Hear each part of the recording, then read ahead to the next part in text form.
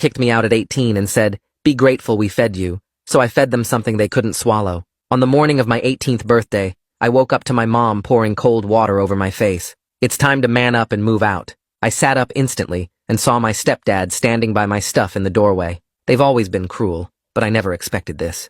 "But I'm your son." My mom laughed. "You've been nothing but a burden since your dad died, wasting our money on therapy, crying about nightmares." My stepdad nodded approvingly. "We kept you fed and housed for 18 years. That's more than most would do." Before I could process what was going on, they shoved my bags into my arms and literally pushed me out the door. I didn't even bother fighting. I guess part of me had already given up. After hours of prayer and petting stray cats, I found myself at a homeless shelter downtown. My hands shook as I filled out the intake forms. That's when my phone buzzed. My parents had unblocked me just to twist the knife deeper. "Mom, stop calling family saying you're homeless. You're embarrassing us." Then from my stepdad, "At least your dad had the decency to die in Afghanistan."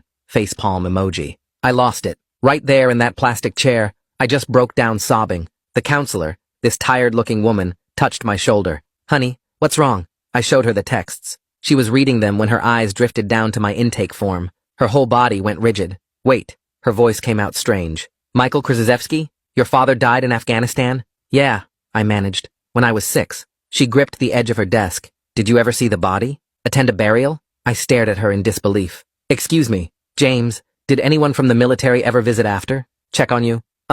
Not really. No, I don't know. Wait, why are you asking me this?" Her hands click-clacked on her Chromebook. After 30 seconds, her face went white. "James, your father didn't die in Afghanistan." My chest tightened. "What?" "He's at Palmer V, a psychiatric ward. He's been there for 12 years. The fluorescent lights suddenly felt too bright. That's impossible. We had a funeral. I went to grief therapy for years." She looked me straight in the eyes. "You need to see your father. Today, before your parents realize you know." Suddenly, little things were clicking into place. Why Mom got nervous when military families were on TV. Why we moved states right after the funeral. I wanted to break down on the spot, but my stepdad's voice about me being a little betch echoed in my head. So instead, I took a deep breath and asked, "Why today?" Because when, not if, when, your parents find out that you know your dad is alive, then they'll know someone is coming after the benefits they've collected. She drove me to Palmer herself. The whole ride, my brain kept rejecting what was happening. But then we walked through those VA hospital doors,